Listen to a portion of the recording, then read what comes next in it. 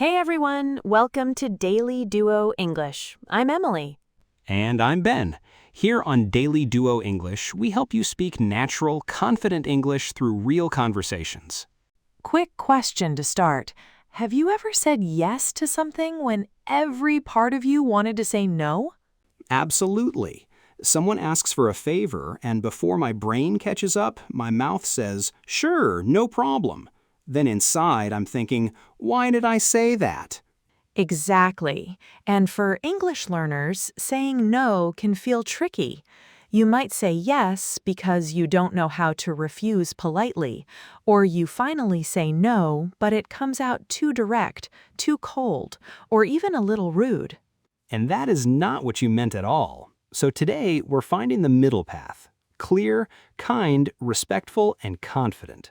We'll show you how to say no at work, with friends, and in real life. You'll hear natural phrases, short dialogues, and small tone changes that make a big difference. And here's the main idea for today.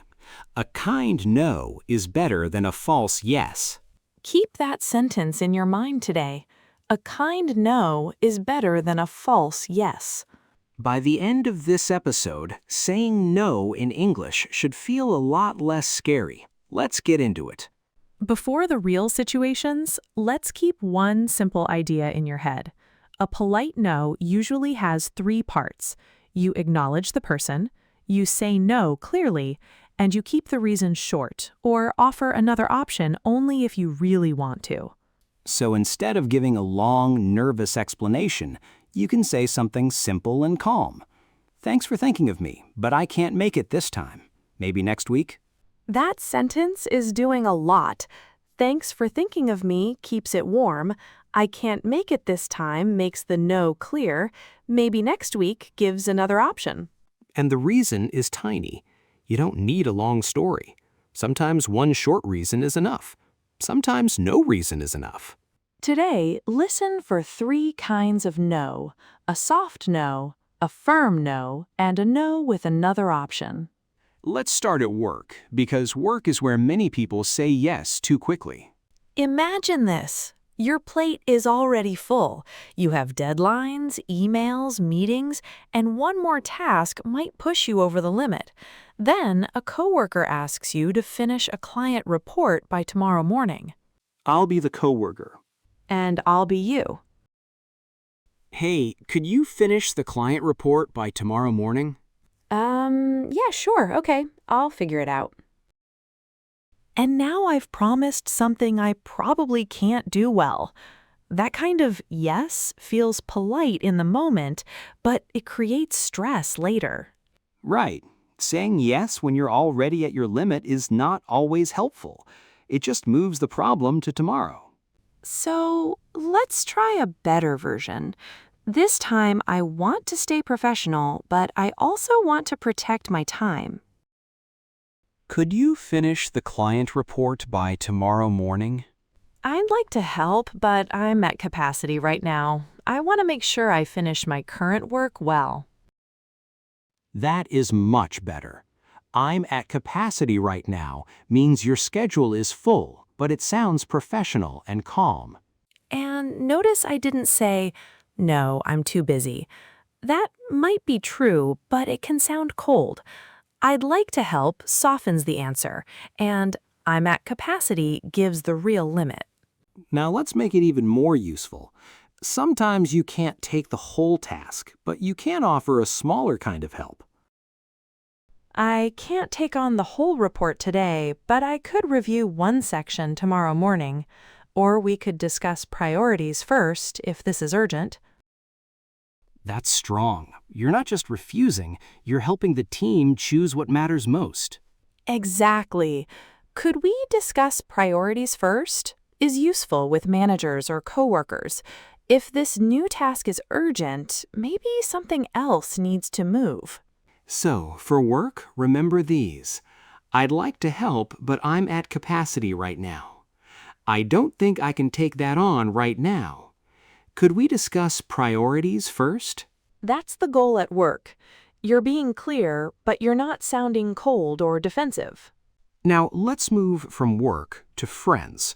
because with friends, the answer may be the same, but the tone needs to be warmer. Imagine your friend invites you to a party on Friday night. You like your friend, you appreciate the invitation, but honestly, you're tired and you don't want to go. I'll be you this time. And I'll be the friend. Hey, we're having a party Friday night. Are you coming? No, I can't. Oh, okay. That was clear, but it felt like a little door slam.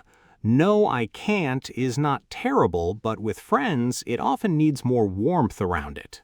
Let's try it again. Same answer, warmer feeling.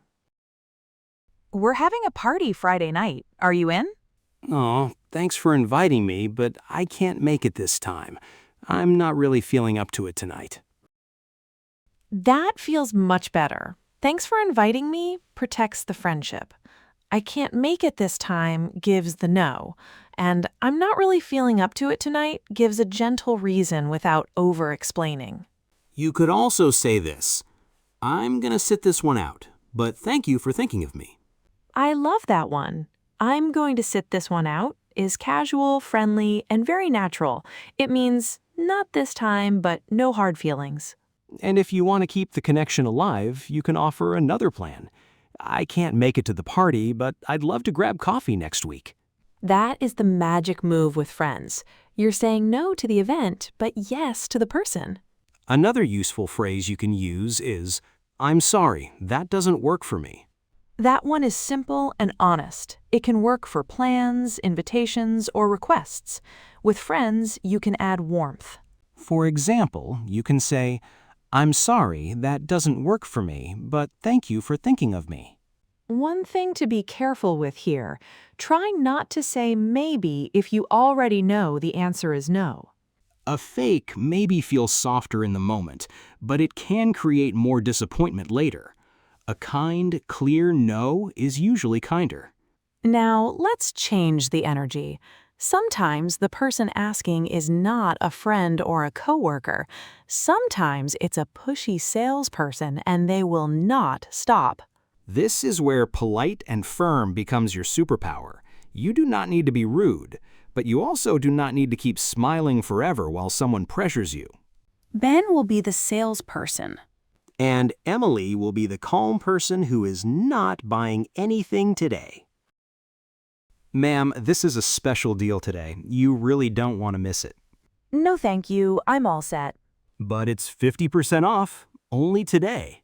I'm not interested, thank you. Come on, just give me 2 minutes. Let me show you one more thing. I've made my decision. Please respect that. Have a good day. That was calm, but very clear. With pushy people, being too soft can invite more pressure. Exactly. First, a simple, polite no. No, thank you. Then a clearer no. I'm not interested, thank you. And if they keep pushing, a firm boundary. I've made my decision. Please respect that. Notice, Emily didn't shout. She didn't insult the person. She didn't explain for 5 minutes. A calm boundary is often stronger than an angry reaction. And in real life, you can repeat yourself. You do not have to keep finding new reasons. Now let's soften the mood again. You're at dinner, the food is delicious, but the host really wants you to eat more. This is a small situation, but it happens all the time, and it's a perfect example of saying no with appreciation. I'll be the guest. And I'll be the host. Here, have some more. There's plenty. Oh, no thank you. It was delicious, but I'm full. Perfect. The no comes with a compliment. It was delicious, but I'm full, says no to the food and yes to the cook. In American English, you'll also hear, I'm good, thanks.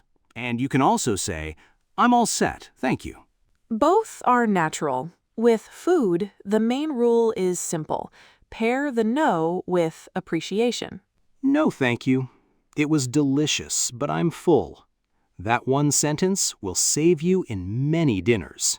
Now, let's move from a small, everyday no to a more personal one. Someone asks you out and your answer is no. This can feel uncomfortable because you want to be kind, but you also need to be clear. And this is where many people become too vague. They say maybe, sometime, but they already know the answer is no. That usually makes things more confusing. A kind no should not create false hope. I'll ask. And I'll answer. I've really enjoyed talking with you. Would you like to go out sometime? That's really kind of you, and I'm flattered, but I'm not interested in that way. I hope you understand. That is clear, but still respectful. I'm flattered softens the answer. I'm not interested in that way makes the no clear. And notice I didn't give a long explanation. I didn't invent a fake reason. I didn't apologize again and again. Now, let's say the person asks again. Maybe we could just hang out. No pressure. I appreciate it, but my answer is no. I don't want to give you the wrong idea. That is stronger, and it needs to be. When someone asks again, clarity becomes even more important. I don't want to give you the wrong idea is a useful phrase. It says, I'm being clear because I don't want to confuse you. So, in dating or personal situations, kind does not mean unclear. You can be respectful and still close the door. Here's a good phrase to remember. I'm flattered, but I'm not interested in that way. And if you need to be firmer, try this. I appreciate it, but my answer is no. Clear and kind. That is the balance. Now let's go back to work, but in a different way. Sometimes saying no is not about an invitation or a favor. Sometimes you need to say no to an idea. For example, you're in a meeting, someone suggests a plan, and you honestly don't think it will work. The goal is not to attack the person. The goal is to question the idea respectfully. I'll pitch the idea. And I'll respond first in a way that is too blunt. So I think we should launch the whole project next week. That's a bad idea. It won't work. Even if I'm right, that lands badly. It sounds like I'm attacking Ben, not the plan. Yes, in meetings, tone matters a lot. Let's try a more professional version. So I think we should launch the whole project next week. I understand the idea, but I'm concerned about the timeline. I don't think this is the best option right now. Much better. I'm concerned about the timeline focuses on the problem. It does not attack the person. And I understand the idea, shows that I listened first. That small phrase can make disagreement feel much less personal. Now let's add an alternative, because in meetings, the strongest no often comes with a way forward. I wouldn't recommend launching everything at once. Maybe we could try a smaller version first and see how it goes. That is a strong workplace answer. You are saying no to the full plan, but you are not stopping the conversation. Exactly. I'm not just saying, no, that won't work. I'm saying, I'm concerned about this part, and here's another path. So for meetings, remember this small shift. Don't say, you're wrong. Say, I'm concerned about this part. Another natural option is, I'm not sure that's the best direction. And if you want to offer a way forward, you can say, maybe we could try a smaller version first. Those phrases keep you professional, especially when the topic is sensitive. Now let's hear several of these phrases working together in one natural conversation. Real life does not always ask you one clean question at a time. Sometimes 3 requests arrive at once. Very true. Ben, give me a busy week. Emily, big week. Can you join the recording session Thursday, help me with the budget file, and come to the team dinner after? Wow, that's a lot. Okay, let me go one by one. The recording session. Yes, I can do that. Count me in. The budget file. I'd like to help, but I'm at capacity this week. I can't take the whole thing on, but I could review it Friday and send you notes. Would that work? Oh, that actually helps. Friday is fine. And the dinner, thanks for thinking of me, but I'm gonna sit this one out. I'm wiped after a long week. Totally fair. But I'd love to grab lunch with the team next week instead. Could we do that? Done. And that felt natural. You said yes to one thing, no with an alternative to one thing, and a soft no to one thing. None of it felt rude. That's the goal. I protected my time, I stayed warm, and I offered alternatives only where I actually wanted to. That last part matters. Do not offer an alternative just because you feel guilty. Offer one when it is real. Exactly. If you say, maybe next week, but you don't mean it, you create another problem. A clean no is better than a fake promise. Before we finish, let's fix 3 tiny habits that make saying no harder than it needs to be. First habit, saying maybe when you already know it's no. Instead of, maybe I'll try, you can say, I don't think I can this time. That is still polite, but much clearer. Second habit, over-apologizing. You don't need to say sorry 5 times. Right. Instead of a long, nervous apology, say, I'm sorry, I can't make it this time. One short sorry is enough. Third habit, explaining too much. Sometimes we explain too much because we want to sound nice, but long explanations can sound nervous, and they can invite the other person to argue with every reason. So keep your reason short. I'm at capacity right now. I'm not feeling up to it tonight. I'm full, but it was delicious. Short reasons are easier to understand, and they sound more confident. Let's do a very quick practice before we finish. Repeat out loud if you can. A coworker asks you to take on one more task, but your schedule is full. I'd like to help, but I'm at capacity right now. Here's the next scenario. A friend invites you out, but you're too tired. Thanks for inviting me, but I'm gonna sit this one out. And for the last one, someone suggests a risky plan in a meeting. I'm concerned about the timeline. Maybe we could try a smaller version first. Beautiful. These are phrases you can actually use this week. And remember, saying no politely is not rude. It is honest, it is respectful, and it protects your time, your energy, and your relationships. A kind no is better than a false yes. That is the big lesson today. Now here's your challenge. Choose one polite no phrase from today and write it in the comments. Just one. Writing it once helps make it yours. And tell us which situation is hardest for you. Work, friends, salespeople, family dinners, dating, or meetings. If this episode helped you, subscribe to Daily Duo English and turn on notifications so you never miss a new lesson.